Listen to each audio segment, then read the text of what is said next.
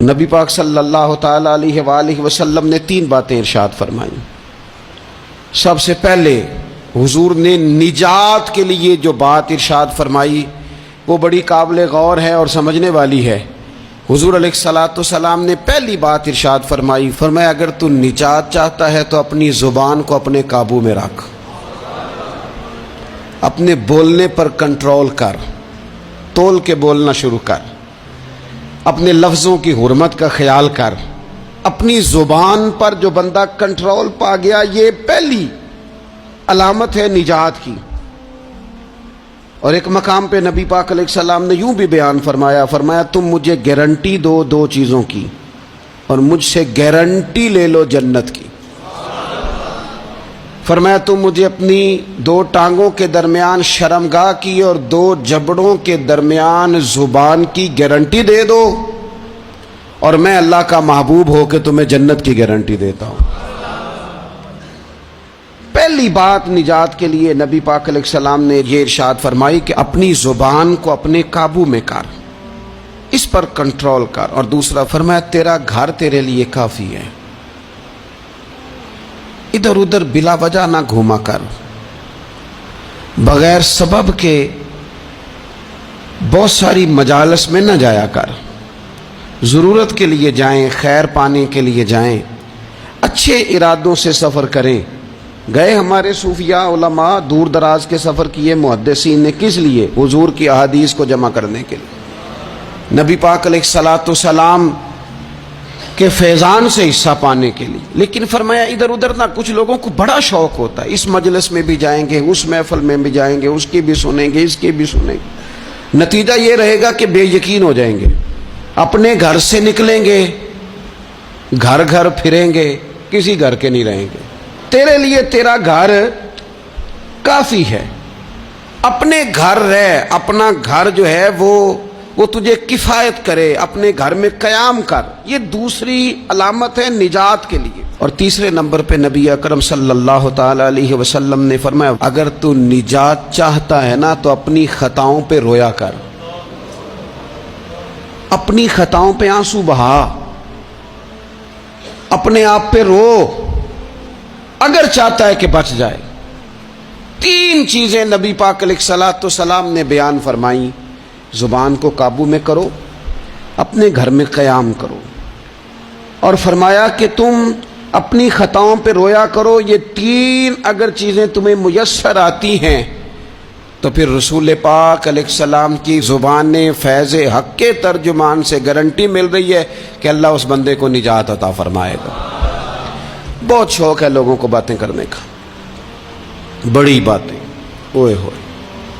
جو بات بڑے مختصر لفظوں میں 2 جملوں میں بیان ہو سکتی ہے، اس کے پیچھے اتنی لمبی تمہید باندھیں گے کہ اصل بات ہی رہ جائے گی بیچ میں سے۔ گفتگو، بات، بولنا، یعنی بات ہو رہی ہے، گفتگو ہو رہی ہے 2 لوگوں کے بیچ، اور کوئی دانا آدمی بات کر رہا ہے تو فٹافٹ مداخلت کریں گے اور جملہ پھینکیں گے، کہیں گے قطع کلامی معاف، اور اپنی بات شروع کر دیں گے۔ تو میں کئیوں کو روک کے کہتا ہوں کہ پہلے آپ پوچھ تو لیں ہم نے معاف کیا بھی ہے کہ نہیں۔ بہت باتیں کرتے ہیں بعض لوگ، بہت باتیں کرتے ہیں، اور دنیا میں جو زیادہ خطائیں ہوتی ہیں وہ زبان کی وجہ سے ہوتی ہیں۔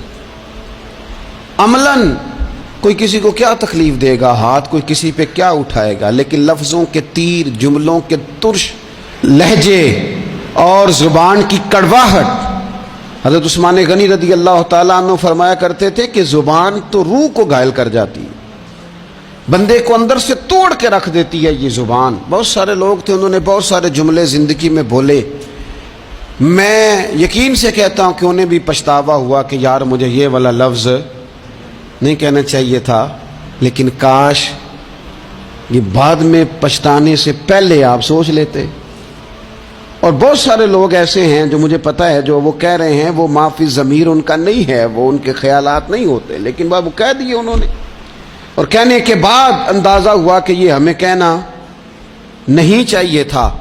دوسرا ارشاد فرمایا کہ تو اس طرح کر، اپنے گھر کو نہ لازم پکڑ لے، تیرا گھر تیرے لیے بہتر ہے، تیرا گھر تیرے لیے کفایت کرنے والا ہے۔ شریعت اسلامیہ میں نا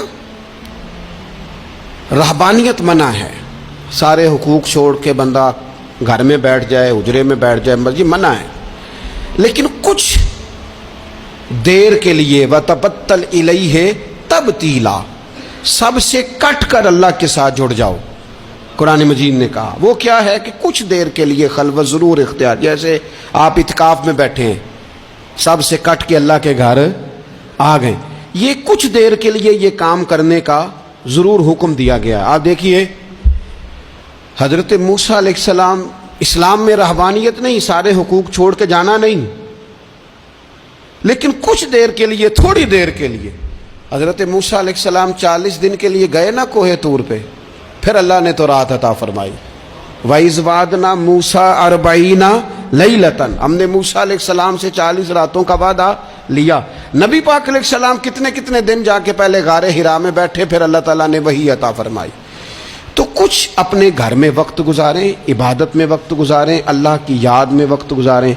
سارا وقت گھومنے میں پھرنے میں ضائع نہ کر دیں. کچھ لوگ ایسے ہیں عبادت کے لیے بٹھاؤ تو تھکے ہوئے ہیں, اور ان سے کو کہیں جانا ہے تو وہ تیار بیٹھے ہیں. تو کچھ اوقات اپنے اس پر بھی لگائیں. اور تیسری بات جو ارشاد فرمائی گئی وہ یہ ہے کہ اپنی خطاؤں پہ رویا جائے. ہم نہ بڑا تبصرہ کرتے ہیں, بڑا رونا آتا ہے کسی کی مظلومیت پر, کسی کے دکھ پر, ملکی حالات پر, لوگوں پر, اچھی بات ہے, لیکن نجات کے لیے ضروری ہے کہ انسان اپنی خطاؤں پر بھی روئے. اور نبی اکرم صلی اللہ تعالیٰ علیہ وسلم نے فرمایا کہ اگر تمہیں اللہ کے خوف سے آنکھ سے اتنا قطرہ بھی نصیب ہو گیا جتنا مکھی اور مچھر کا پر ہوتا ہے, تو اللہ تبارک و تعالیٰ اتنا بھی تمہاری آنکھ سے آنسو نکل گیا تو جس طرح بھینس کے تھنوں سے نکلا ہوا دودھ دوبارہ تھنوں میں نہیں جاتا, تم بھی دوزخ میں نہیں جاؤ گے. اور 2 آنکھیں اللہ کو بڑی پیاری ہیں. یا رسول اللہ کون سی؟ فرمایا کہ جو رب کی رضا کے لیے پہرا دیتی ہے, اور ایک وہ آنکھ جو اللہ کے خوف میں آنسو بہاتی ہے. یہ 2 آنکھیں اللہ کو بڑی پیاری ہیں. تو اس لیے یہ 3 باتیں آپ نے نہیں بھولنی. ایک تو یہ کہ اپنی زبان کی حفاظت کریں, ایک اپنے گھر میں, مسجد میں, اجرے میں کچھ دیر بیٹھ کے اللہ کو یاد کریں, اور کوشش کریں کہ بغیر وجہ کے گھر سے نہ. اور تیسری بات یہ کہ اپنی خطاؤں پر آنسو بہانے کی کوشش کریں. اللہ تعالی ہم سب کو سمجھنے کی توفیق عطا فرمائے.